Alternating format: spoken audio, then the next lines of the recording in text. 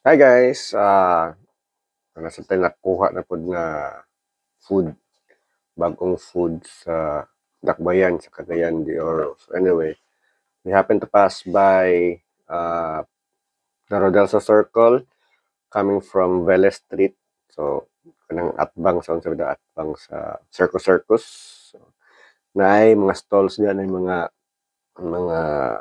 mga independent entrepreneur diya. So, karon atong nakita karon is Puto Bongbong or Puto Bombom, Puto Bongbong, basta nga na, Puto Bongbong. Pang Christmas, good siya sa timing kay pang Christmas. You don't see this, uh, it's not that common, kanina siya na Filipino delicacy, Puto Bongbong.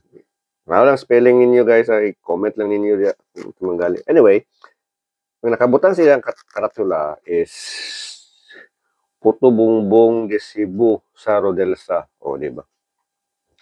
With cheese. So anyway guys, so wala siya sticker ito. So last time ito niya ko. Ni Puto Bongbong. So anyway, uh,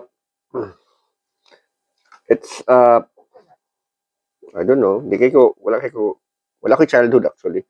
Kasi cheese. So ganun siya itsura. Purple and ganun cheese. 6 inches long, almost 1 inch thick. Padala pag siya og kaning plastic spoon pero di ako ni siya gamiton kay murag man kitong elementary days bito. Kaong kaog anong mikmik, something like that or whatever. Hindi ako type. Anyway, gamit ko ako kung spoon. Kani nasa condensed milk o cheese. Yan yung itsura guys. So. Half inch na siya mo yung diameter niya. Almost half, mga 1 inch. 1 inch thick. Mga 6 inches long or 5 inches long. 6 inches long. Dayon, kasi ito nagkaso-aso mo ito dito. That's why ilabay mo yan. So, dalawa na to. Yung putubong-bong.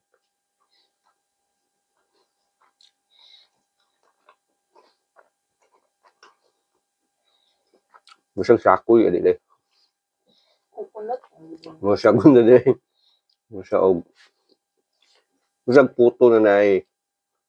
Nahigahay na puto na naay. Linusak, mukha na linusak, pero mas smoother yung sa texture. Naay puto bongbong diya sa Dolores. Just after the road or the street, after Vélez going to Cathedral, diya sa corner na ay puto bongbong diya. Kumuk to siya. Actually, nag-stress Mrs. ganina na unsa ba gid ang saktong puto bongbong, pero wasag ko kabalo kay sama sa giingon ako ganina. Dili ko kakaon ani or wala ko kakaon ani sa akong childhood. So I miss my childhood. So, di ba? Bagay ni siya parisan og kape, soft drinks, tubig. Tabliya. Lami siya sa tabliya. Seriously, tabliya. Sikwati day. Guys, unsay difference tabliya og sikwati? Ang tabliya wala pa maluto. Ang sikwati gibatil na, o di ba? So again.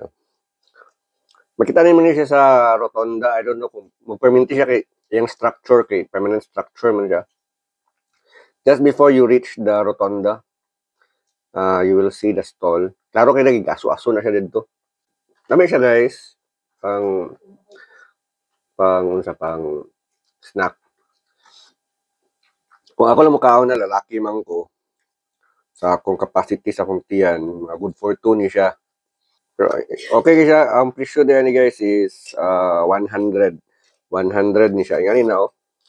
Ingani ni siya. 100. Pero takaon sa ako niya. 100 ni siya guys. Ngayon siya kalapado sa spoon. 5 inches. 100. Pero kung mupayat yung duha, bayad kang 200. So ano na siya? Malamang, di ba? Pero kung isa lang, 100 ang bayaran. Kung duha, makasave ka og panahon. Bayad ng 200.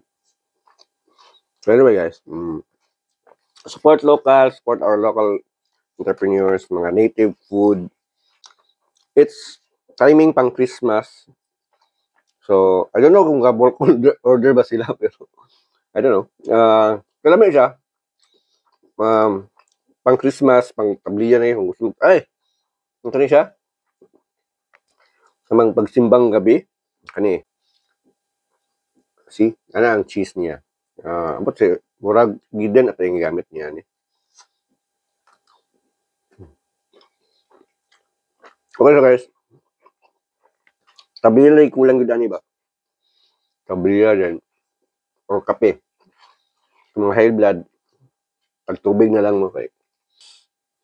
Kung diabetic ka, ayaw na lang kay na-condense. So, anyway guys, it's good. Visit them.